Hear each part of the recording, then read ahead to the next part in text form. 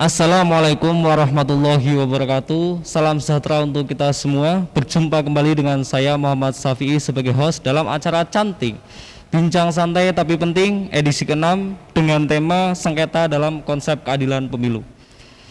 Namun sebelum masuk ke diskusi kita pada hari ini, saya ingatkan kepada sahabat Bawaslu dimanapun Anda berada untuk like, komen, dan subscribe di channel YouTube kami Bawaslu Kabupaten Pekalongan, atau dapat juga ikuti Instagram, Facebook, ataupun Twitter kami di Bawaslu Kap Pekalongan. Sahabat Bawaslu, sengketa muncul karena adanya pihak yang merasa dalam proses penyelenggaraan pemilu ada sebuah ketidakadilan. Dalam proses penyelenggaraan pemilu, sebagai kontestasi memperebutkan kepercayaan rakyat, sebuah pemilu akan sah dan memperoleh legitimasi bila mana ia dilaksanakan secara adil. Pemilu yang adil merupakan salah satu mandat konstitusional yang secara tegas dimuat dalam pasal 22E ayat 1 Undang-Undang Dasar 1945. Konstitusi tidak memberi panduan lebih jauh ikhwal sebagaimana sesungguhnya pemilu yang adil. Oleh karenanya, menelusuri landasan filosofis keadilan pemilu menjadi amanat penting guna merumuskan ukuran adil atau tidaknya pemilu. Sahabat Bawaslu, sehingga penting untuk sahabat Bawaslu sekalian menonton acara ini agar kita semua tahu bagaimana sengketa dalam konsep keadilan pemilu. Baik, untuk membahas tema kita pada hari ini, saya sudah bersama dengan narasumber Bapak Ahmad Zulfahmi, SSI, selaku Koordinator Divisi Penyelesaian Sengketa Bawaslu Kabupaten Pekalongan. Selamat pagi Bapak Fahmi. Pagi Mas Syafi'i. Dan saya juga sudah bersama dengan Bapak Wahyudi Sutrisno selaku Koordinator Divisi Hukum, Humas, dan Datin. Selamat pagi Pak Wahyudi. Selamat pagi Mas Syafi'i. Sehat Bapak? Alhamdulillah. Baik, dan saya juga ditemani dengan Mas Lukmanul Hakim selaku Staf Penyelesaian Sengketa Bawaslu Kabupaten Pekalongan. Selamat pagi Mas Lukman. Selamat pagi Mas Syafi'i. Baik, langsung saja untuk membahas tema kita pada hari ini, saya mungkin akan bertanya terlebih dahulu kepada Bapak Ahmad Zulfahmi ini. Menurut Pak Fahmi ini ya, terkait dengan tema diskusi kita pada hari ini, apa yang dimaksud dengan sengketa dalam konsep keadilan pemilu ini, Pak Fahmi? Ya, terima kasih Mas Syafi'i.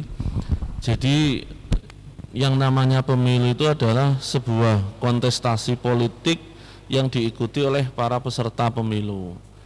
Nah, kemudian yang namanya kontestasi, semua peserta pemilu mesti pingin memenangkan sebuah helatan kontestasi tadi, sehingga ketika semuanya pingin menang, tidak jarang terjadi gesekan-gesekan.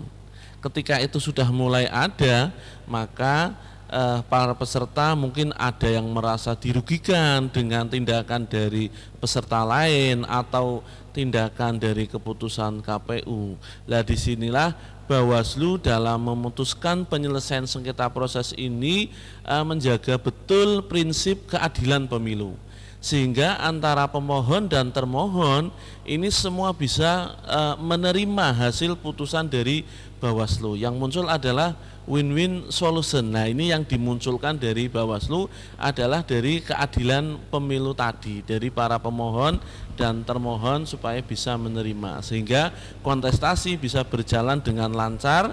Nanti pihak yang menang pun bisa diterima oleh semuanya. Mungkin itu Mas Syafi'i. Baik, jadi menurut Pak Fahmi antara pemohon dan termohon mendapatkan keadilan di situ ya dalam proses penyelesaian sengketanya di situ mendapatkan keadilan.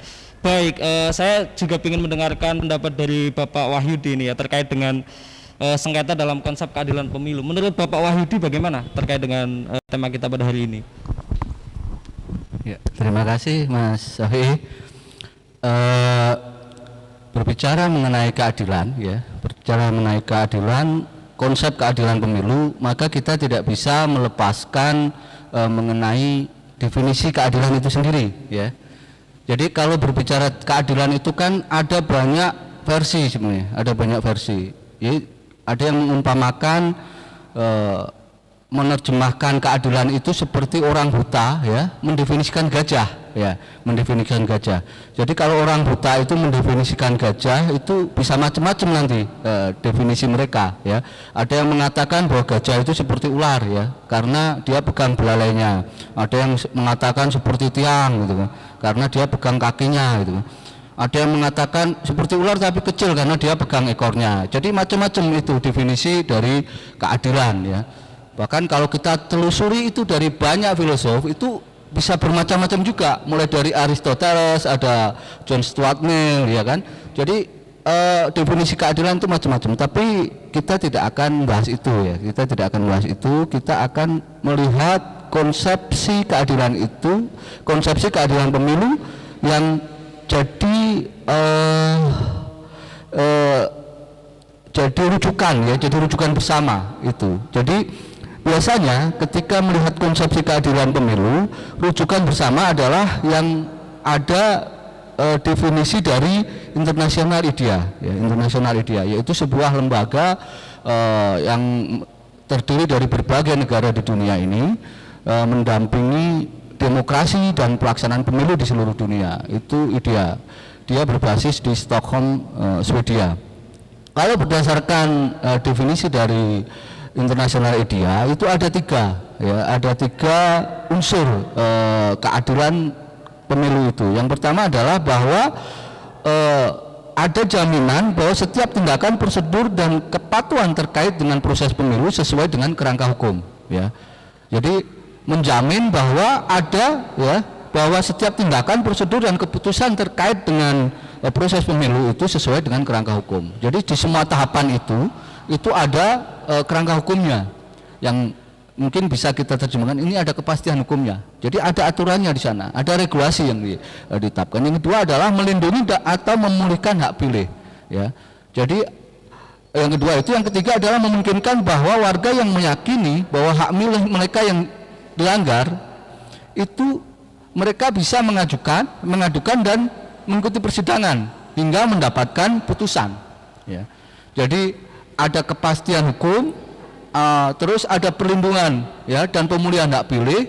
Yang ketiga adalah apabila ada hak yang dilanggar, ada mekanisme untuk bisa ya mendapatkan hak-haknya mereka kembali ya. Jadi ada tiga prasyarat itu yang bisa digunakan untuk menerjemahkan konsepsi keadilan dalam pemilu. Itu menurut versi International IDEA ya. Dan ini diadopsi di berbagai negara. Makanya regulasi terkait dengan mekanisme dalam hal ini adalah penyelesaian sengketa itu pasti akan dibuat ya. Nanti ada hukum acaranya ya kan, hukum acara sengketa, penyelesaian sengketa itu ada, itu dibuat. Jadi itu akan menjamin bahwa kepastian hukum, mekanismenya itu diatur dan hak-hak ya setiap orang yang dilanggar bisa dipulihkan melalui sarana itu ya. Dan kita menyediakan mekanisme penyelesaian sengketa. Mekanisme penyelesaian sengketa ini adalah sarana untuk memperoleh keadilan apabila keadilan itu dilanggar ya, tadi sudah dikatakan oleh Pak Fahmi. Jadi kalau ada potensi-potensi yang dirugikan peserta pemilu terutama ya, maka dia bisa menggunakan sarana penyelesaian sengketa ini untuk mendapatkan haknya. Begitu Mas Syafi'i ya. Oh ya, jadi melihat konsepsinya ya Pak ya, apakah memang harus diperlukan adanya sengketa dalam pemilu itu Pak? Kan sudah ada upaya penanganan pelanggaran dan upaya pengawasan, pencegahan dan lain sebagainya. Apakah harus ada penyelesaian sengketa itu sendiri, apakah harus ada Pak? Ya. Ya, terima kasih Mas Lukman ya. Jadi kalau kita berbicara mengenai hukum ya, ini kalau kita bisa membedakan antara sengketa dengan pelanggaran ya, sengketa dan pelanggaran. Jadi kalau hukum itu kan ada hukum privat, hukum publik ya, hukum publik. Kalau sengketa ini lebih ke privat sebenarnya, ya, ke hukum privat. Jadi kalau kita bicara ke peradilan misalnya, ini mungkin lebih ke arah perdata, karena sengketa itu bisa antar peserta ya, antar para pihak. Jadi bisa ke privat ya, dan bisa juga ke PT UN sebenarnya, karena terkait dengan putusan. Oh iya. Ya, terkait dengan putusan. Jadi lebih ke hukum privat dan administratif ya kalau ini. Jadi kenapa sengketa itu timbul ya? Kenapa sengketa itu timbul? Karena gini. Karena pemilu atau pilkada itu kan kompetisi. Dia ajang kontestasi ya. Artinya tidak semua orang yang mengikuti pemilu atau pilkada itu nanti bisa jadi pemenang. Ada yang menang, ada yang kalah ya. Karena sifatnya kompetisi, maka kadang ada kecenderungan. Ini kan sifat dasar manusia ya. Sifat dasar manusia itu kadang cenderung berpotensi melakukan pelanggaran, berpotensi melakukan segala cara, segala upaya agar bisa mencapai tujuan. Agar menang. Makanya forum sengketa ini ya, penyelesaian sengketa ini merupakan ruang agar potensi-potensi pelanggaran ini bisa diselesaikan, bisa diminimalisir oleh para gitu. pihak itu ya Pak? Iya gitu, jadi pihak-pihak itu tidak seenaknya, tanda kutip ya, tidak seenaknya untuk menggunakan berbagai macam cara, menghalalkan segala cara agar bisa mencapai tujuan gitu Mas Lukman ya. Ya seperti ini Pak Fahmi, kan tadi kan sudah dibahas sama Pak Yudi juga Pak ya. Di dalam sengketa itu kan juga ada kerugian secara langsung ya Pak ya, yang akibat ditimbulkan oleh BA atau SK oleh KPU itu Pak. Nah itu apakah bisa menjadi tolak ukur menjamin para pihak itu terjamin keadilannya seperti itu Pak? Gimana Pak, BA dan SK-nya itu Pak? Oh ya, jadi yang dimaksud Mas Lukman ini adalah sengketa antar peserta dengan penyelenggara. Iya. Jadi memang di situ objek yang disengketakannya adalah secara langsung. Artinya SK KPU atau berita acara KPU. Kenapa? Karena tidak semua yang para peserta itu merasa dirugikan, ini diajukan ke Bawaslu. Saya merasa dirugikan dengan tingkah KPU seperti ini. Ini tidak bisa. Harus berita acara atau SK yang dibuat oleh KPU. Karena di sini jelas tadi disampaikan oleh Pak Yudi bahwa harus terukur gitu Pak ya objeknya. Makanya tidak serta-merta setiap hal yang merasa dirugikan ini diajukan ke Bawaslu untuk diproses. Ini tidak bisa. Yang bisa itu objeknya hanya berita acara dan SK yang dibuat oleh KPU untuk yang sengketa antar peserta dengan penyelenggara. Itu pun pihaknya itu mereka-mereka yang sudah didaftarkan di KPU ya Pak, tidak sembarangan masyarakat umum bisa merasa saya merasa dirugikan berarti saya bisa mengajukan ke Bawaslu, tidak bisa ya Pak? Tidak bisa. Yang bisa itu hanya calon, kemudian tim kampanye yang terdaftar di KPU. Artinya memang ada persyaratan-persyaratan yang harus dipenuhi untuk pemohon. Tidak serta-merta masyarakat lapor kepada Bawaslu karena halamannya dibuat parkir kampanye di tempat kampanye lain, tidak bisa ini. Merasa ya. Iya, harus dari tim kampanye yang terdaftar di KPU. Jadi seperti itu ya. Oh ya, ini Pak Yudi, Pak Wahyudi Sutrisno kan pemilu ini kan menggunakan Undang-Undang Nomor 7 Tahun 2017 ya Pak. Ini apakah menurut pandangan hukum sudah bisa menjamin bahwasanya Undang-Undang 7 Tahun 2017 ini bisa menjamin keadilan bagi para pihak yang ingin bersengketa di Bawaslu Bapak? Terima kasih Mas Lukman ya. Ini sebenarnya kalau kita mau jawab ini kita tidak bisa lepas yang saya katakan tadi ya. Jadi apakah Undang-Undang 7 2017 itu sudah mengakomodir prinsip-prinsip konsep keadilan tadi yang saya kemukakan, yang biasanya jadi rujukan kita adalah tadi definisi dari International ADA itu. Jadi kalau kita melihat itu sudah ya.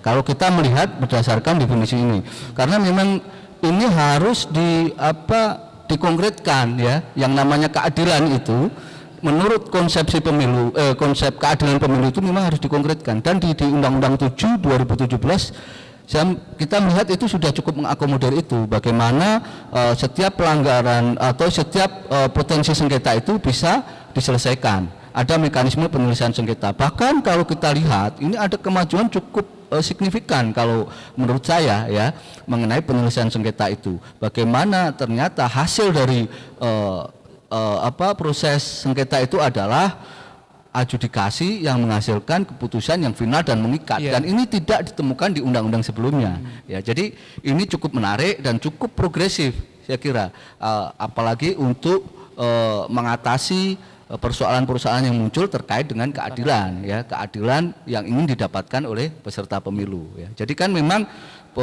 penyelesaian sengketa yang diselesaikan melalui sengketa proses yang diselesaikan oleh Bawaslu itu kan sifatnya final dan mengikat, kecuali 3 hal itu kan ya. Yang pertama adalah mengenai penetapan verifikasi partai politik, yang kedua adalah mengenai penetapan caleg ya, yang ketiga penetapan calon. Jadi ada 3 itu yang tidak final dan mengikat. Artinya memang masih ada proses hukum selanjutnya yang bisa ditempuh kalau terkait 3 hal itu. Tetapi selain 3 hal itu adalah final dan mengikat, sehingga para pencari keadilan dalam hal ini peserta pemilu itu tidak akan melakukan proses yang panjang hingga bisa selesai melalui sengketa proses di Bawaslu. Berarti gitu, terjamin Pak ya? Insya Allah kalau kita mengacu di Undang-Undang 7 2017, prinsip keadilan ini sudah diakomodir. Tapi ini Pak, mohon maaf ya Pak, karena kan di dalam permohonan sengketa itu kan pihaknya kan peserta versus dengan KPU Pak ya. Tapi kenapa kok KPU tidak bisa menjadi pemohon balik ketika KPU itu menang seperti itu Pak dalam persidangan di Bawaslu? Jadi gini, KPU itu kan pihak yang bisa mengeluarkan keputusan, dia bisa membuat SK, bisa membuat berita acara, ya. Dan setiap SK atau berita acara yang dikeluarkan oleh KPU itu bisa berimplikasi terhadap peserta pemilu.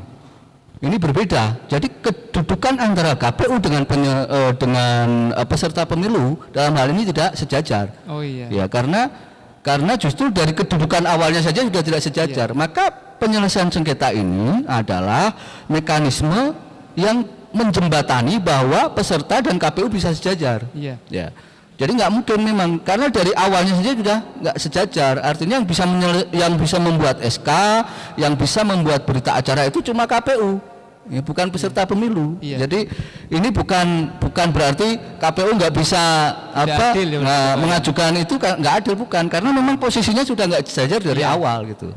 Jadi memang ini tetap menjembatani keadilan itu, gitu Mas Lukman. KPU yang menjadi pemegang kebijakan, ya. Jadi kalau dalam prinsip-prinsip kekuasaan itu kan ada potensi abuse of power, ya. Kalau bahasa Prancis itu détournement de pouvoir, ya. Jadi ada prinsip itu, dan itu hanya bisa dimiliki oleh yang memegang kekuasaan, dalam hal ini adalah KPU. Jadi bukan dimiliki oleh peserta pemilu, ya. Jadi dimiliki oleh pemegang kekuasaan, dalam hal ini KPU. Gitu, Mas. Jadi itu prinsip keadilannya untuk itu Pak ya, untuk peserta pemilu Pak ya, bukan untuk KPU ya Pak ya.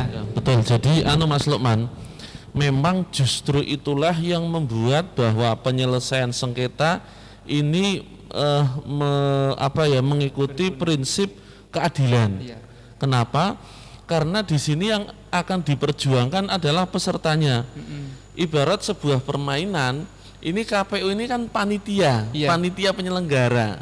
Lah kalau KPU punya hak untuk mengajukan, berarti nanti repot juga. Bawaslu sebagai wasit diberikan hak lagi, ini Iya. repot.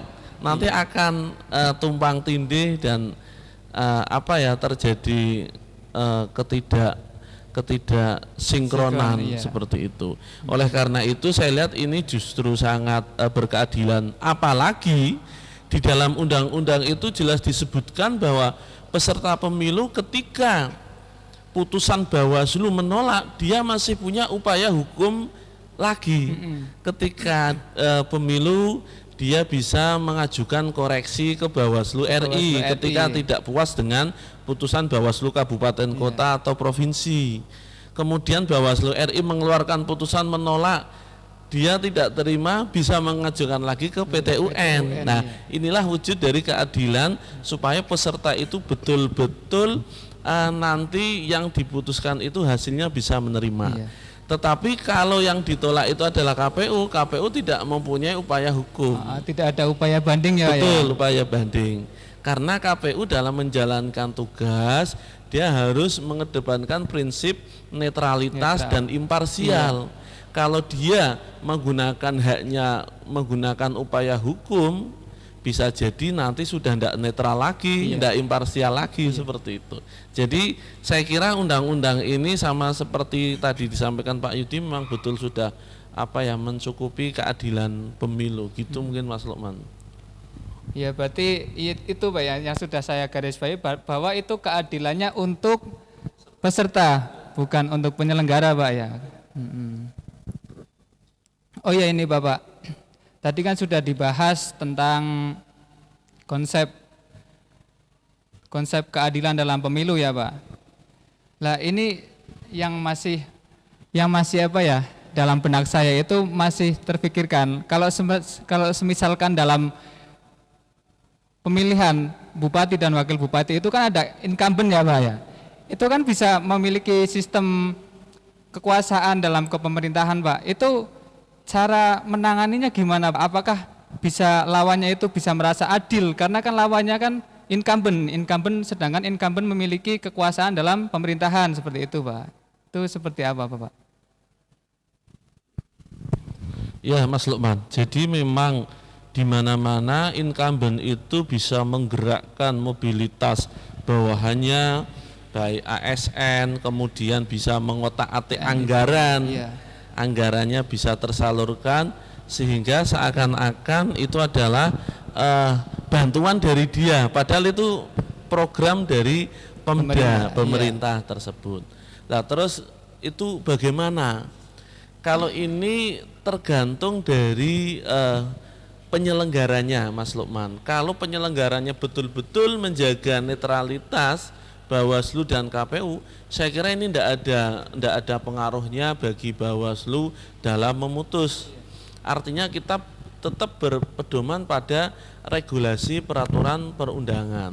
Nah, itu dibuktikan tidak sedikit para kepala daerah itu ketika ada masalah laporan temuan itu diproses. Nah, ini salah satu yang menunjukkan bahwa tidak harus incumbent itu mempunyai kekuasaan penuh lebih, sehingga bisa mempreser penyelenggara. Tetap itu ada belum tentu. Panitia yang khusus penyelenggara itu Pak ya. Apalagi penyelenggara juga ada pihak-pihak yang mengawasi kita, yaitu Dewan Kehormatan Penyelenggara Pemilu. Kalau kita sudah melenceng kemudian mengikuti dari peserta yang incumbent, justru kita sendiri nanti yang bisa dilaporkan menjadi masalah. Mungkin itu Mas Lukman terkait dengan incumbent itu. Ya, sekedar nambah ini yang sudah disampaikan oleh Pak. Santai saja Pak, karena ini forum. Jadi memang secara regulasi itu mungkin sudah menjadi sebuah keniscayaan bahwa potensi dari incumbent itu bisa berpotensi menyalahgunakan kekuasaan yang dia miliki. Tetapi secara regulasi itu memang sudah diantisipasi Mas Lukman, ya kan? Sudah ada antisipasinya, bagaimana ketika 6 bulan sebelum penetapan dia tidak boleh melakukan promosi mutasi, itu sudah terus bagaimana dia tidak boleh membuat keputusan yang merugikan gitu kan, atau menguntungkan. Jadi memang sudah diantisipasi oleh undang-undang bahwa jangan sampai kekuasaan yang dimiliki oleh incumbent itu disalahgunakan untuk kepentingan dirinya. Iya. Nah, jadi memang undang-undang juga sudah menyadari itu, bahwa incumbent itu sangat berpotensi untuk bermain. menyalahgunakan kekuasaannya Iya, bermain. untuk menguntungkan dirinya, Iya. apalagi ketika dia nanti maju lagi gitu. Jangankan yang maju lagi, yang nggak maju lagi aja nggak boleh, ya. Perbuatan menguntungkan atau merugikan itu kan juga sudah diatur. Artinya itu kita ya, regulasi kita sudah cukup mengakomodir itu. Itu Mas Lukman ya. Ya. Oh ya, ini Bapak Fahmi dan Bapak Wahyudi ini kan, beliau ini kan adalah komisioner Bawaslu ya. Kita review ke belakang lagi Pak ya. Kemarin itu kan di dalam pilkada di masa pandemi Pak ya. Nah itu apakah ada hambatan atau kesulitan-kesulitan Pak dalam melaksanakan undang-undang atau melaksanakan keputusan-keputusan kepada para pihaknya seperti itu Pak? Apakah itu sudah menjamin keadilan bagi peserta pemilu Pak? Karena kan di dalam masa pandemi itu kan tidak bisa bergerak lebih Pak, Bawaslu juga tidak bisa bergerak lebih, KPU-nya juga, dan juga para pesertanya Pak. Seperti apa Bapak? Ya betul Mas Lukman. Jadi kemarin itu kita mengukir sejarah menyelenggarakan pemilu di masa pandemi. Nah di situ regulasi peraturan perundangannya juga disesuaikan. Ada beberapa peraturan KPU yang direvisi, peraturan Bawaslu yang direvisi. Terkait dengan penyelesaian sengketa proses, terkait dengan keadilan pemilu, ini juga ada revisi di dalamnya.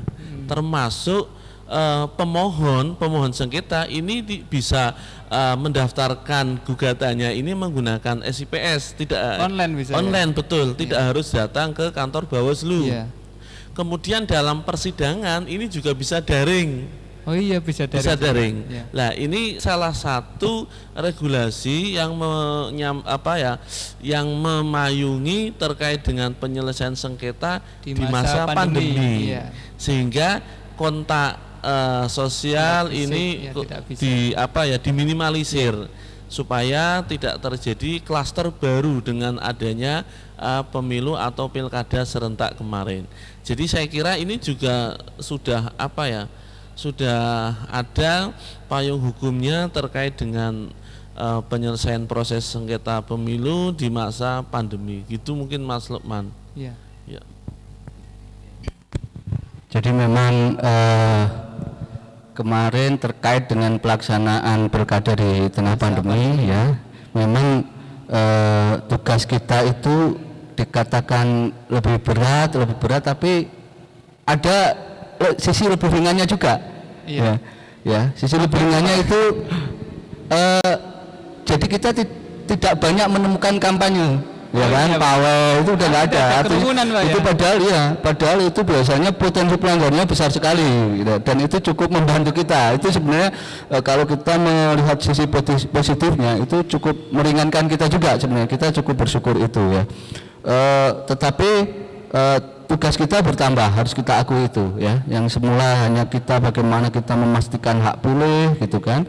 Bagaimana kita bisa mengawasi pelanggaran-pelanggaran. Kita bertambah pelanggarannya adalah pelanggaran protokol kesehatan, ya kan. Jadi bagaimana sekedar tidak menegakkan hak pilih, tapi juga bagaimana kita juga ikut mengawasi ya hak kesehatan, hak kesehatan dari para pemilih itu juga harus kita awasi. Jadi itu tugas tambahan waktu pilkada kemarin ya. Tetapi Bawaslu sendiri sudah cukup mengantisipasi itu ya. Perbawaslu yang ada juga sudah mengatur bagaimana penegakan hukum pilkada itu terkait dengan penerapan protokol kesehatan, itu juga sudah kita akomodir. Bahkan untuk penyelesaian sengketa tadi sudah dikatakan Pak Fahmi, media ya memanfaatkan teknologi itu juga sudah kita gunakan. Jadi bagaimana proses sengketa, proses sidang itu tidak harus dilakukan secara luring, tapi juga harus bisa dilaksanakan secara daring. Bahkan proses pendaftarannya pun juga bisa dilakukan secara online kayak gitu. Ya Mas Lukman. Oh ya, apakah itu bisa menjadi itu Pak patokan atau menjadi pedoman bahwasanya Bawaslu itu bisa netral, bisa imparsial itu Pak? Karena kan di dalam masa pandemi itu kan kita kan bekerjanya tidak secara langsung kelihatan oleh masyarakat atau oleh peserta pemilu ya Pak. Apakah itu bisa dijamin bahwasannya bisa netral atau barangkali kan yang kalah kan nanti wah Bawaslu-nya tidak netral kayak itu Pak. Kalau enggak KPU-nya tidak netral barangkali seperti itu Pak. Jadi setiap mekanisme, setiap proses yang kita lakukan itu kita lakukan secara terbuka. Itu salah satu cara kita mempertanggungjawabkan apa yang sudah kita lakukan. Jadi sampai saat ini kebetulan kita di Humas juga bahwa semua kegiatan ya, semua kegiatan atau terkait dengan penanganan pelanggaran dan macam-macam, dan kebetulan memang kemarin kita nggak ada sengketa Pak Fahmi ya. Ya kebetulan nggak ada sengketa, itu kita semua kita beritahukan kepada publik apa yang sudah kita lakukan. Dengan melakukan semua tindakan secara terbuka, insya Allah ini akan meminimalisir bahwa kita tetap netral, ya, kita tetap netral, meminimalisir dugaan bahwa kita tidak netral, ya, karena memang selama ini kita tetap bekerja sesuai dengan koridor yang ada, sehingga semua yang sudah dilakukan oleh Bawaslu kita bertanggungjawabkan melalui media-media yang kita miliki, ya. Bisa dilihat, bisa dilacak bahwa semua yang kita lakukan kita sampaikan melalui media, ya. Rekam jejak kita ada, ya. Bisa dilihat di media kita, di web kita, di media sosial kita. Websitenya apa itu Bawaslu Pekalongan ya? Ya, Bawaslu Pekalongan. Itu bisa dilihat semua di sana bahwa apa yang sudah kita lakukan, penanganan pelanggaran apa yang sudah kita lakukan bisa dilihat semua di sana. Insya Allah kalau kita bisa melihat di sana, bisa kita baca bahwa kita melakukan sesuai dengan prosedur dan mekanisme yang ada. Ya, jadi seperti ini ya tadi sahabat Bawaslu masih bisa dilacak ya rekam jejaknya kami, yaitu Bawaslu Kabupaten Pekalongan dalam melaksanakan Pilkada 2020. Ya, ini kembali lagi ke pemilu lagi Pak ya. Ini kan kemarin kan undang-undang yang saya buka, yang saya baca itu kan Perbawaslu, mohon maaf, Perbawaslu 2 tahun 2000 Perbawaslu 15 tahun 2017 ya Pak, pemilu. Itu kan 12 hari kerja di dalam proses persidangan. Itu apakah cukup ya Pak Fahmi? Apakah cukup itu? Ya. Terkait dengan waktu yang hanya 12 hari kerja ya. Ini saya kira cukup. Kenapa? Karena kalau lebih dari itu justru ini nanti akan mengganggu tahapan yang lain. Bisa dibayangkan tahapan-tahapan seumpama yang melaporkan penyelesaian sengketa ada 10. Berarti itu harus ada sidang 10 kali 12. Sedangkan tahapan ada pengawasan pencoklitan, daftar pemilih, kemudian tahapan pengawasan kampanye dan lain sebagainya. Sehingga saya kira ini 12 ini sudah ideal. Apalagi kalau kurang dari 12 ini nanti putusannya bisa prematur. Artinya belum maksimal penyampaian alat bukti, kemudian pemeriksaan saksi-saksi belum maksimal sudah kita putus. Ini juga nanti putusannya bisa prematur. Jadi saya kira ini sudah paslah 12 hari ini. Mungkin itu Mas Lukman. Dan ini sebenarnya juga sebuah kemajuan ya, kalau kita lihat di Undang-Undang Pemilu dibandingkan dengan Undang-Undang Pilkada, menggunakan hitungan hari kerja. Ya, sebelumnya hari kalender, dan ini hari kalender jauh lebih singkat daripada hari kerja. Memang kenapa masanya sepertinya cukup singkat? Ya karena terkait dengan tahapan. Ya. Jadi kalau misalnya kita tidak batasi, maka bisa mengganggu proses tahapan selanjutnya. Itu Mas Lukman. Jadi memang yang namanya adil itu kan harus memperhatikan semua aspek gitu. Jadi kita tidak bisa semata-mata kenapa waktunya terlalu singkat ya, karena memang ini terkait dengan tahapan gitu.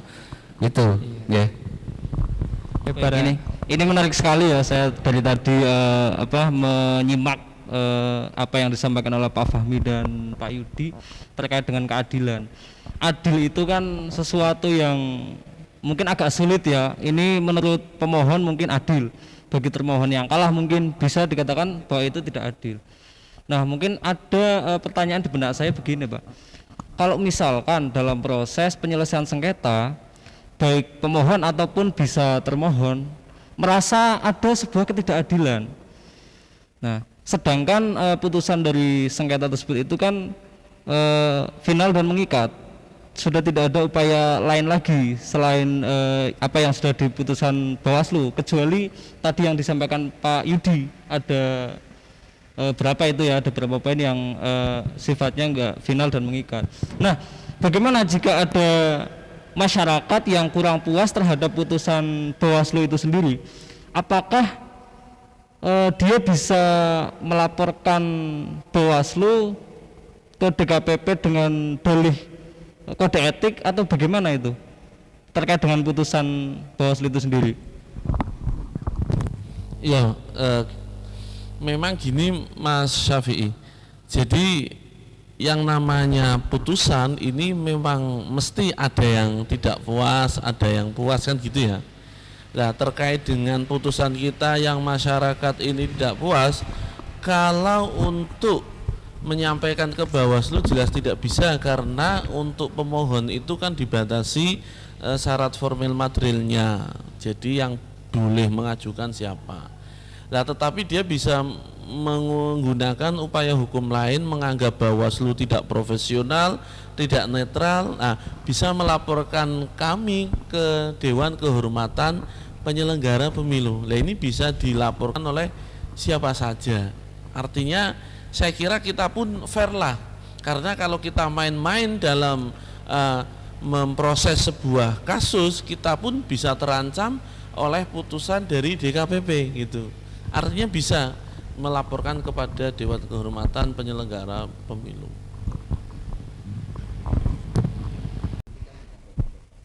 Baik, saya rasa ini diskusi sangat menarik sekali ya. Tadi apa yang disampaikan oleh Pak Fahmi, Pak Yudi maupun Mas Lukman, tadi dapat saya simpulkan bahwa tadi yang disampaikan Pak Yudi, prasyarat dari suatu keadilan itu diantaranya ada 3 poin. Yang pertama yaitu kepastian, yang kedua perlindungan atau pemulihan, dan yang ketiga mekanisme untuk mendapatkan hak-haknya kembali, terutama terkait dengan sengketa sarana untuk memperoleh keadilan. Jadi ukuran keadilan pemilu itu dalam sebuah sengketa itu bisa diukur dari proses dalam penyelesaian sengketa tersebut. Apakah sesuai dengan prosedur undang-undang maupun Perbawaslu atau tidak. Jadi bisa dikatakan, simpelnya bisa dikatakan bahwa kalau misalkan proses penyelesaian sengketa itu sudah sesuai dengan prosedur dalam undang-undang pemilu maupun Perbawaslu terkait dengan sengketa, simpelnya itu sudah adil seperti itu. Baik, mungkin itu, dan sahabat Bawaslu dimanapun Anda berada, tak terasa kita sudah hampir 1 jam menemani sahabat Bawaslu sekalian. Namun sebelum saya akhiri acara ini, saya ucapkan terima kasih terlebih dahulu kepada narasumber yang sudah bersedia menyempatkan waktunya untuk bisa berdiskusi dengan kita semua, Pak Fahmi, Pak Yudi, dan Mas Lukman. Terima kasih atas waktunya, dan terima kasih juga kepada sahabat Bawaslu dimanapun Anda berada yang telah setia menonton kami dari awal hingga akhir acara ini. Saya selaku host pamit undur diri. Terima kasih. Billahi taufiq wal hidayah. Assalamualaikum warahmatullahi wabarakatuh.